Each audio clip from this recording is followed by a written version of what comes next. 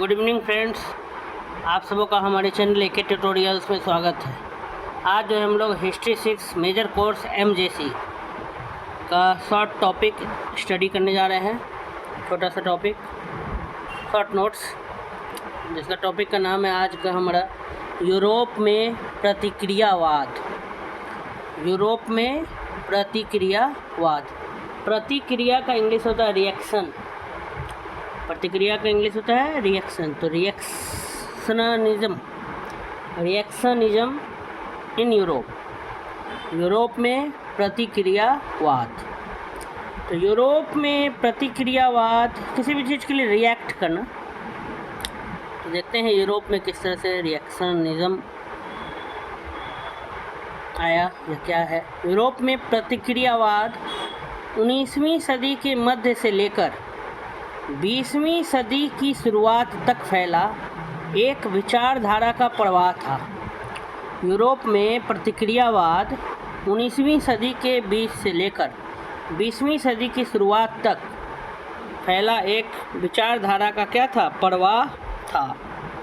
इसका मुख्य उद्देश्य प्रगतिशील विचारों और क्रांतिकारी परिवर्तनों के खिलाफ प्रतिरोध करना था, जो कि औद्योगिक क्रांति, लोकतांत्रिक आंदोलनों और सामाजिक सुधारों के चलते उभरे थे। कह रहा है कि यूरोप में जो प्रतिक्रियावाद है वो 19वीं सदी के बीच से लेकर 20वीं सदी की शुरुआत तक फैला एक विचारधारा का क्या था, प्रवाह था, फ्लो ऑफ आइडियाज़ था। 19वीं सदी के मिडिल से लेकर और 20वीं सदी की शुरुआत तक। और इसका मुख्य उद्देश्य क्या था कि जो भी प्रगतिशील विचार थे और क्रांतिकारी बदलाव थे, परिवर्तन थे, उसके खिलाफ क्या करना था, प्रतिरोध करना था, आवाज़ उठाना था, जो कि औद्योगिक क्रांति, जो इंडस्ट्रियल रिवॉल्यूशन था, लोकतांत्रिक आंदोलनों, इंडस्ट्रियल रिवॉल्यूशन के कारण, चाहे लोकतांत्रिक आंदोलन के कारण या सामाजिक सुधार के कारण ये जो रिएक्शन देखने को मिल रहा था, इन सब का कारण यही था। प्रतिक्रियावाद का जो कारण था वो था औद्योगिक क्रांति, लोकतांत्रिक आंदोलन और सामाजिक सुधार। आइए अब देखते हैं यूरोप में प्रतिक्रियावाद की निम्न विशेषताएं। यूरोप में अगर प्रतिक्रियावाद के बारे में जाने तो उसकी निम्न विशेषताएं हैं।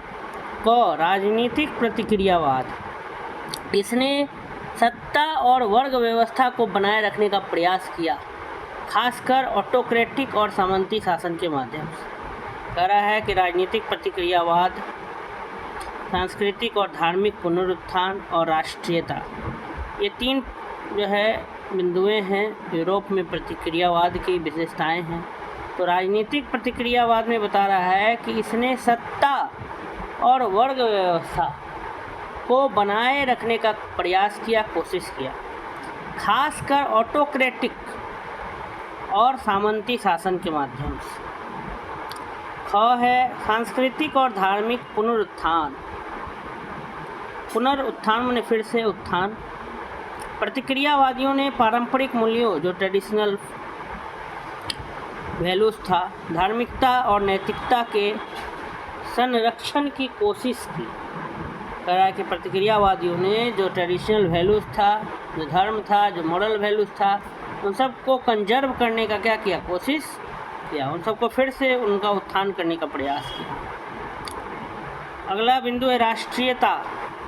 कई प्रतिक्रियावादी आंदोलनों में राष्ट्रीयता का प्रमुख स्थान था, जहां वे एक मजबूत राष्ट्र राज्य की स्थापना के क्या थे, पक्षधर थे।